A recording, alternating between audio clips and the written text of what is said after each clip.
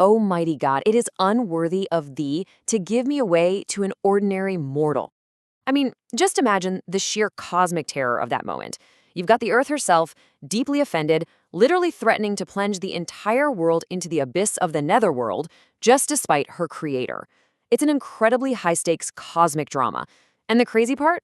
It's all tied to one specific, physical location on a beach in ancient India.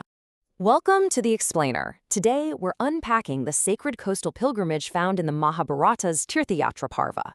We're going on a fascinating journey where everyday physical landscapes actually trigger massive world-altering mythological flashbacks. Seriously, every single step taken on this path unearths ancient conflicts between gods, mortals, and the very planet we're standing on. So our journey today maps directly to the Tirtha-yatra Parva, which essentially chronicles the epic travels of Yudhishthira across ancient India. But in this text, a tirtha isn't just a cool destination or a spot on a map. It's a literal crossing point holding profound spiritual memory. The landscape is quite literally saturated with history. Let's quickly map out Yudhishthira's chronological journey down the coast. He starts things off at the river Kausiki, moving systematically through these sacred shrines before he hits a massive milestone, the exact spot where the great river Ganga crashes into the sea. Right there, right in the center of 500 rivers, Yudhishthira takes a holy plunge. From that massive confluence, he and his brothers walk straight along the seashore toward the land of the Kalinga tribes. So it is a linear physical journey. But as we are about to see, the history embedded in this path, it is anything but linear. Guided by the sage Lomasa, Yudhishthira arrives at the river Vaitarani.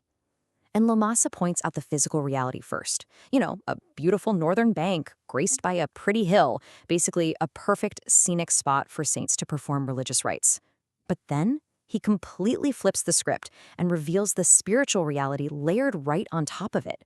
This very spot actually rivals the path that leads righteous souls straight to heaven. So it's not just a nice riverbank, it is a literal geographical gateway. And because it's a gateway, the history here is incredibly intense. Lomasa triggers our first major mythic flashback. Picture this. In former times, saints were gathered right here, peacefully worshiping the immortals, just performing their calm, quiet religious rites. Then, out of nowhere, the god Rudra, who is a fiercely formidable deity, violently interrupts the ancient ritual. He absolutely crashes the sacrifice. And Rudra doesn't just interrupt and stand there. He physically seizes the sacrificial beast right off the altar.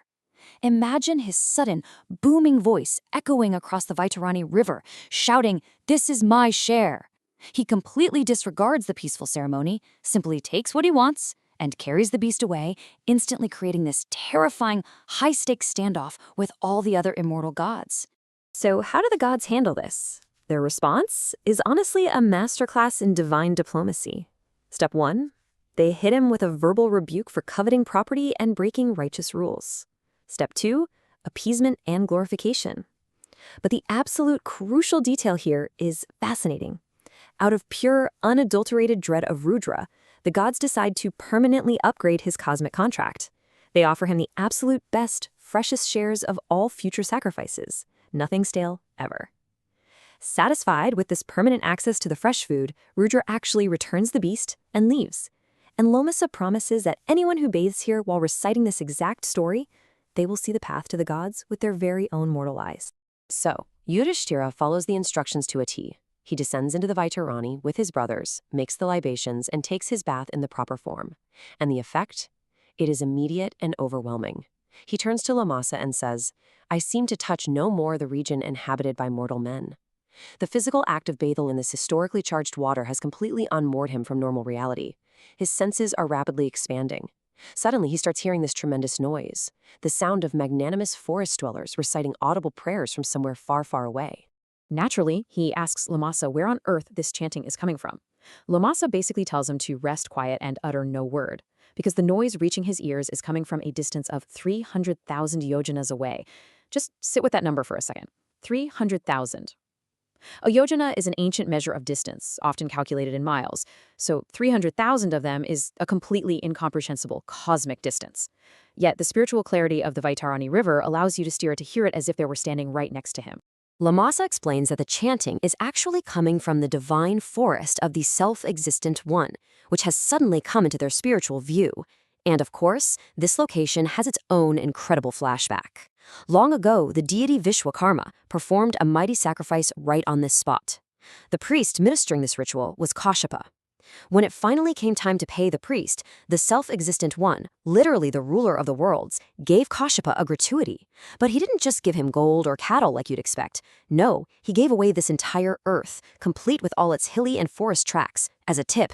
Talk about a cosmic gratuity. Now, you can probably guess how the earth felt about being used as cosmic currency. She was absolutely furious.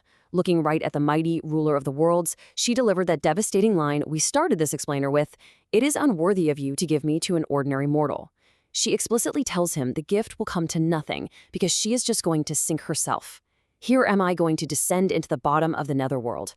She is quite literally willing to destroy the entire planet rather than be treated as a piece of property. The priest Kashyapa watches the earth goddess begin to sink, and he is just despondent and sad. To save the world from total destruction, he immediately performs a propitiatory act, basically a desperate ritual to appease her wrath. And miraculously, it works. The earth is pleased with his pious deed. She stops sinking and uprises again from within the waters. But here's the thing, she doesn't just return to normal. She reveals herself in a totally new, distinct form. A sacred altar. Now Lomasa brings the story right back to the present moment for Yudhishthira. He points and says, "This is the spot. This is the very altar that earth transformed into, reaching out as far as the sea and resting upon its bosom." Lomasa tells Yudhishthira he absolutely must ascend it to gain valor and strength. But there is a massive catch. Because of the earth goddess's lingering trauma of being given to a mortal, this altar has a built-in defense mechanism. As soon as it feels a mortal's touch, it at once tries to enter into the sea. Essentially, it will try to sink Yudhishthira the second he steps on it. So, to prevent him from drowning and offending the goddess all over again, Lomasa has to administer a highly specific ceremony. Yudhishthira must flawlessly and audibly recite a dense, highly symbolic incantation of truth before even thinking about touching the water. It's a lot to remember. He has to acknowledge the god of fire, who generated the ocean. He must invoke the sun, the water, the goddess herself, whose body is the earth, Vishnu, whose seed caused the ocean's being, and the navel of nectar. Lomasa sternly warns that without reciting this dense protective truth, this divine storehouse of waters shouldn't be touched by a mortal. I mean, not even with the tip of a blade of sacred grass. Fortunately for everyone, the ceremony for averting evil is completed successfully. The magnanimous Yudhishthira recites the words of truth perfectly, appeasing the ancient, lingering wrath of the landscape, and plunges into the Lord of Rivers. Having performed exactly what the saint bid him to do, he safely crosses the sea altar. He then repairs to the skirts of the Mahendra hill, safe and spiritually fortified, where he and his brothers finally get to spend the night, resting from a journey that literally crossed both miles and millennia. So we've seen how what looks like a simple walk along the coast actually reveals landscape bursting with cosmic theft, furious goddesses, and hidden sinking altars. The physical world, it turns out, is just a surface layer for deep, ancient memory. It really makes you wonder, if the physical landscape holds the powerful memories of such monumental conflicts, what unseen ancient histories are you walking over every single day? Next time you take a walk, just remember, the ground beneath your feet might just have a massive story of its own. Thanks for joining me on this explainer, and keep exploring.